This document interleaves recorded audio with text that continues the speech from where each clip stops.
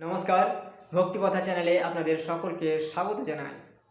এসে গেল লোকসভার ভোট 2024। আর যখন চারিদিকেই এই লোকসভার ভোটের তোড়জোড় শুরু হয়ে গেছে, তখন সাধু পণ্ডিত ব্যক্তিরাও তাদের নিজেকে কন্ট্রোল না করে এই ভোটের ভবিষ্যৎবাণী করতে শুরু করেছেন। তেমনই একজন মহাকাল মহারাজ স্বামী নামে লোকসভা ভোটের 2024 কে জিতবেন কে হারবেন সেই সম্পর্কে মন্তব্য করেছেন। আসুন আমরা সেই ভিডিওটি দেখি। আসুন।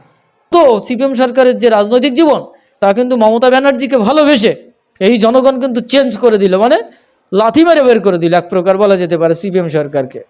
তাহলে মমতা ব্যানার্জির ভেতরে সেই আদর্শ দেখেছিল, আজকে যদি মমতা ব্যানার্জির ভেতরে সেই আদর্শ না দেখা যায় তাহলে আবার জনগণ কি করবে? লাথি মেরে বের করে দেবে।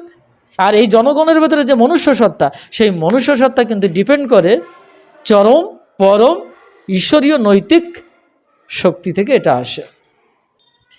দেখো, মমতা ব্যানার্জি কিন্তু একজন লড়াকু সৈনিক, এটা কিন্তু অস্বীকার করা যাবে না। ওনার সমগ্র অঙ্গ প্রত্যঙ্গে ক্ষতবিক্ষত চিহ্ন আছে। উনি বহুভাবে অত্যাচারিত হয়েছেন, মানে উনি যখন ছাত্র জীবনে রাজনীতির সঙ্গে জড়িত ছিলেন এবং প্রকৃত অন্যায়ের বিরুদ্ধে গিয়ে ন্যায়ের সপক্ষে আন্দোলন করেছেন, এটা বহু রাজনৈতিক জীবনে যারা আছেন তারা অস্বীকার করতে পারবে না।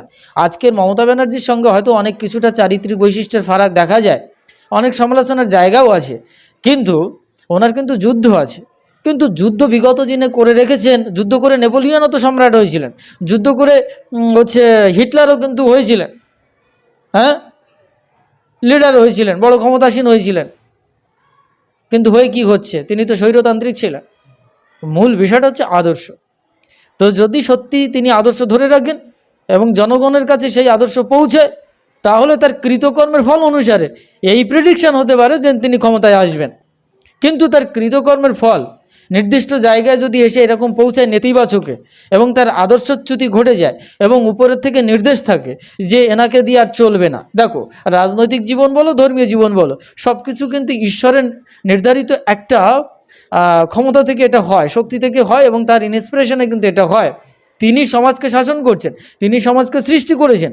শুধু ধর্ম ধর্ম করছি, গোবিন্দ গোবিন্দ করছি, কৃষ্ণ কৃষ্ণ করছি, কালী কালী করছি, মাধব মাধব করছি, তাদের জন্য শুধু ভগবান, আর যারা রাজনীতি করছে তাদের জন্য ভগবান নয়।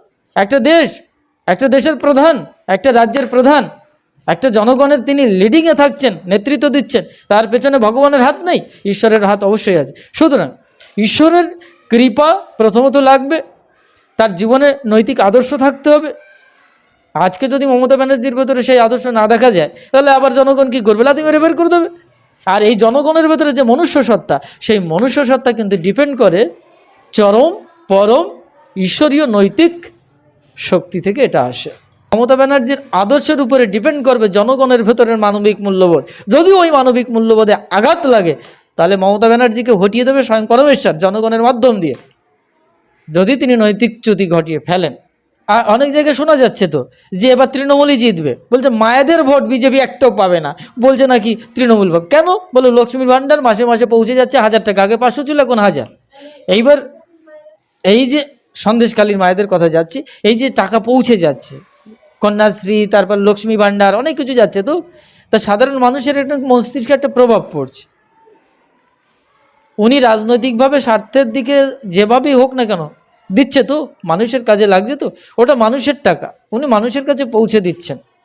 কিন্তু মুশকিলটা হচ্ছে উনি দাবি করছেন ওটা আমি দিচ্ছি। যদি কোনো রাজনৈতিক নেতা বা নেত্রী এটা দাবি করে তাহলে এখানে একটা বিরাট ভুল। উনি মানবিক মূল্যবোধ থেকে জনগণকে সেবা করবেন, এটা হচ্ছে রাজনৈতিক নেতার বা রাজার হচ্ছে মূল কর্তব্য।